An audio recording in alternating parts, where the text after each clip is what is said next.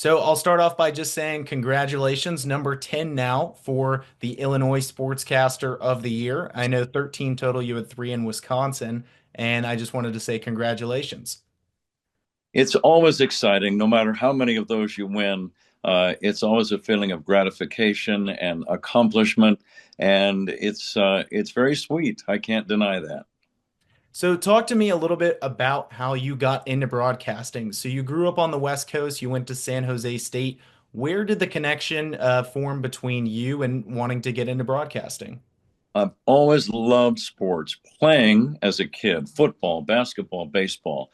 Every day of my life, I was either playing a game, watching a game, listening on radio to a game, reading books about those sports, or just thinking about it. And I love school also. My parents were both educators. My father was a college professor at San Jose State. My mom was an elementary school teacher before she met my dad. So they obviously stressed learning and reading and getting good grades in school, but they also encouraged athletic competition. My dad loved sports. We were big fans of the San Francisco Giants, the San Francisco 49ers, and the Golden State Warriors back in the day. And then later I became an Oakland Raiders fan. But I always wanted to be a professional athlete. I was a good athlete, but not great. And at about the age of 18, I was sitting on the bench for my college basketball team. And I realized I was at the end of my career. And I got bored during one of the games, Jackson, and I just started doing play by play of my own teammates during the game. Jumper from the foul line, he's got another. Spartans lead by 10. And then I stopped. I didn't want to annoy my other teammates on the bench. And one of the guys said, "You know, Pat, you're not that bad. Keep that going." So I did. And you could say that my first play by play audience consisted of the other bench warmers on my college team. That's awesome. I think I had that same realization as you. Once I realized, well, hey, I love sports, but I'm not good enough to play it at any professional level. I'm going to at least talk about them. That's it. You're exactly right. The next best thing, once I realized my playing career was over, and I was so lucky. I played on all kinds of championship teams in Little League, and I was a Colt League All Star. We played in the Colt League World Series. I won basketball championships in high school, and I made some all league teams. It was very exciting, and I loved it. But as soon as it was over, like you just said, I thought the next best thing to being a player might very well be to become a play-by-play man. And so I devoted myself entirely at the age of about 18 to play-by-play. And I mean serious, not just listening to guys, but writing down notes, writing down the different things that, for example, a baseball announcer can say before a pitch is delivered. Here comes the windup and the pitch and the next offering. The lanky lefty fires again. Here comes the 2-2. You know, there's so many different ways you can say it. You don't want to just say the same thing all the time. So I did that not just in baseball, but shots in basketball. I would put down spots on the floor. Jumper from the foul line is good. Baseline jumper, deep corner, sideline angle, top of the key, a long three, wherever it was, a scoop shot, uses the glass, right hand layup from the left side, whatever it was, be descriptive. This is radio we're talking about back in the 1970s, long before every single game was televised. I still did some television. In fact, I broke into the big leagues in 1983 doing Twins television. But the next year, Jackson, I got the Milwaukee Brewers #2 radio job working with Bob Uecker, and I've done radio every single season since. And I'm very happy to say this is my 30th year with the Cubs coming up this year, 2025, and it'll be my 43rd straight Major League Broadcasting season. Well, you're just answering everything I have for you. I can tell you're a pro at this because that was my next question. I was going to get into a little bit about your career path. I know you've worked with, Marquette in basketball and also with the Twins and the Brewers. So can you talk a little bit about your path and then specifically why you chose baseball, maybe over basketball? I think the immediate answer there, and I love doing all three. I really did. There's something about the challenge of doing football, for example, on radio, which I think is one of the most challenging things that any play-by-play man can have. You've got 22 men on the field on every play. And then when there's a change of possession, you have a brand new 22 guys. So that's 44 players, starting players in a football game that you should know about. And that doesn't even bring into play punters, kickers, kick return men, punt return men, extra secondary players when there's a third and long situation, for example. So it's a great challenge. I love doing all the sports, but I realized early on, because of the sheer volume of games in baseball, it's the only sport where you can make a full-time living doing just that one sport. And that's the quick answer to your question. I would have been happy to become a television football or a basketball announcer if that's all that was available. But if I could do baseball, I loved all three equally, I would say. I loved playing basketball the most, but broadcasting all three are exhilarating, challenging, and a great way to go through life. But baseball is the one where you can make a full-time living, Jackson, doing just the one sport. And it lasts pretty much most of the year. I know when we talked on the phone earlier, you talked about already preparing for the next season. It starts earlier than you think. And that's really true with baseball, especially compared to a lot of the other sports. It is true. And I think that it's a year-round thing. I read something way back when it said you learn how to swim in the wintertime and you learn how to ski in the summertime. And I thought, well, I get that. In other words, you should be a devotee. You should be very devoted every month of the year to whatever endeavor you're talking about. And I never let baseball go. I always read about it. I read books in the off season. I do this date in baseball history. I'm already getting kind of fired up for the Cubs' first series. It's over in Japan against the defending world champion Dodgers. That'll be kind of fun. We are not going to Japan. We're going to broadcast remotely from a studio near Wrigley Field, but we'll be broadcasting. And the only thing I'm not looking forward to is the starting time. The first pitch will come your way at 5 a.m. Oh, because of wow. the time changes in Japan and Chicago. But that's okay. I'm going to be fired up. It'll be opening night or opening morning, I guess, from Japan on, I think, March 18th. I'm already getting ready. And opening night for your 30th season, as you mentioned. I've also been always involved specifically with broadcasting, with doing play-by-play. I've done a variety of sports. I understand, doing football, it's extremely hard. I've done some hockey as well. That's extremely hard because they're changing mid-play and you got to keep up with the action. But baseball's always been my love, and it seems like that's the case for you. For me, it's been specifically, I love the storytelling aspect of baseball. Do you think that that plays a big role as well, the storytelling and just how much time you have to kind of paint the picture as you speak? Yeah, that's what makes baseball a real challenge. I think there's a misconception for people who are not broadcasters.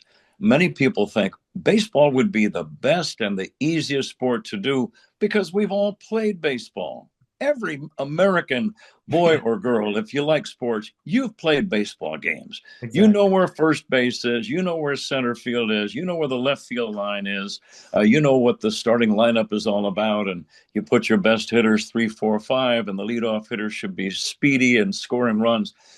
But it's because of the relative inactivity that makes baseball the most challenging. And people only realize it once they start trying to do play by play. On the other hand, basketball, it's frenzied action nonstop. So you become almost a glorified scorekeeper trying to keep up with the action. But Hmm. you always have to follow the ball and identify the person with the ball in addition to their movements on the court or the field or the baseball diamond. But I've done all three. Trust me, Yeah. baseball in a 4.5 hour game that goes 13 innings, that's a challenge. You will be exhausted at the end of that.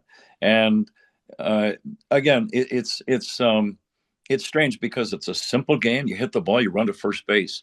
But like you said, for how many minutes of a day or a game would you expect that a ball is actually in play?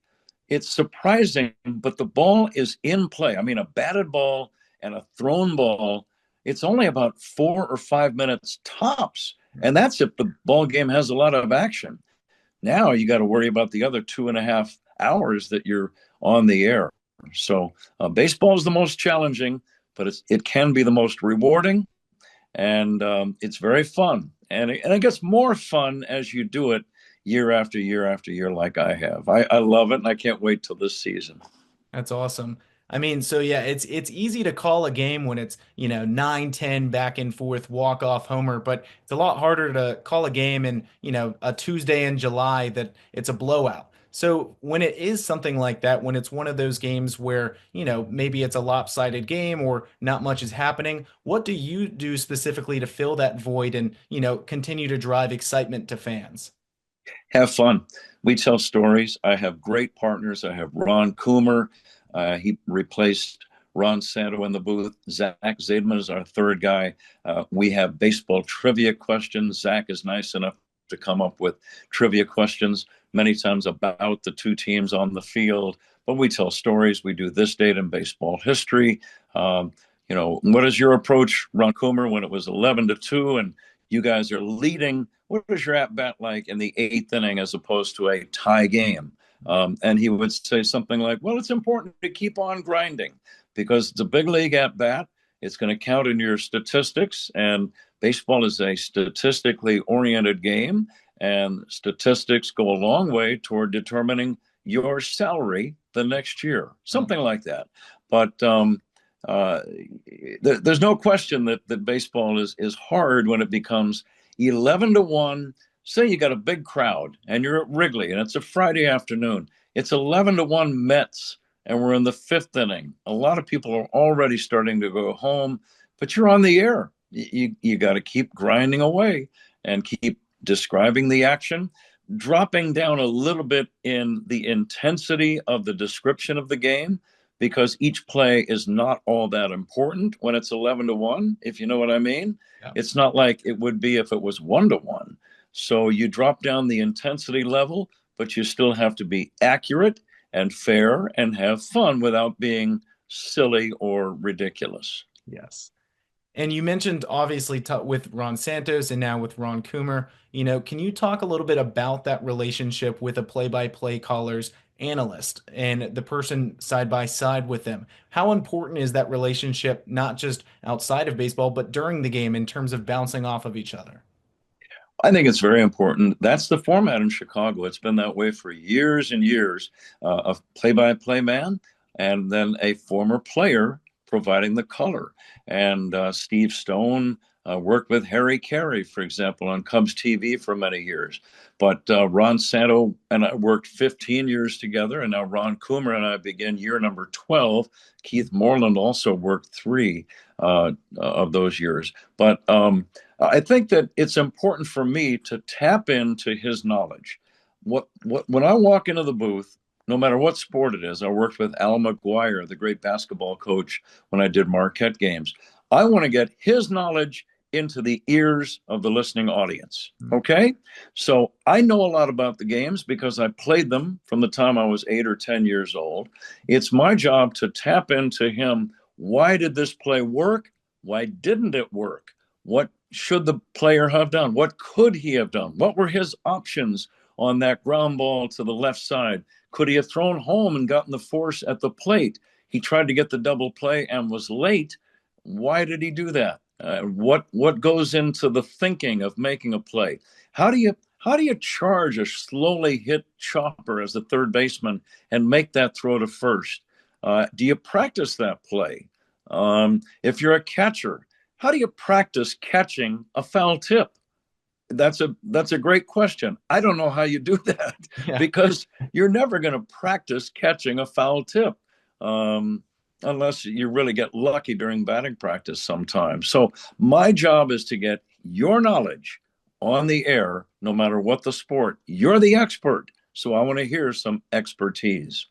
And you mentioned a slowly hit ground chopper ball over to third base. That sounds a lot like a certain play that happened in the 2016 World Series to get the final out. Can you talk a little bit about What was that like? Not only just calling a World Series, but calling a World Series for a city that hadn't had one in 108 years. Can you talk about just kind of how monumental that moment was and what it was like to be a part of that?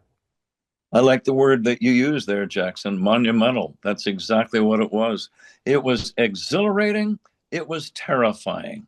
And I'll tell you, because I knew that if it was a final out and we did win the World Series, that play would be replayed later today, tomorrow, the next day, next week, next year, and for the next 100 years. And it will be. And I'm very proud the way it turned out. People say, "Did you plan out what you were going to say?" Heavens, no. Yeah. You you have no way of knowing how a baseball game will end. It could end 100 different ways. So, as a radio man, I'm trying to be true to my radio audience. And it could be a game winning homer. It could be a throwing error. It could be a strikeout. It could be a routine pop fly, a ground ball to short, a game winning single into right center. I mean, the possibilities are endless the way a baseball game can end. So you would never try to plan out what you were going to say. I knew one thing. I did not want my voice to crack and become hysterical because of the excitement of the moment, which would have been very easy and understandable considering the circumstances. So that's what I was saying. Keep your voice down. Keep your voice down. You're a professional. You don't want to sound like an eighth grader getting hysterical over going out to recess. Okay? So this is a big moment. Let's treat it like that, but let's do it right. Let's be accurate with the call. And then afterwards, you might have a few things you might want to say. But I was very pleased the way it turned out. A little bouncer slowly towards Bryant. He will glove it and throw to Rizzo. I had to wait because it was a high throw. Anthony was 6'4", had to reach up. It's in time. I saw the umpire pump out and the Chicago Cubs win the World Series. And then I said a bunch of other things. But I like the one line we said, the longest drought in the history of American sports is over and the celebration begins. Now, did I have that planned out? I would say pretty much, yes, I did. But leading up to that, no.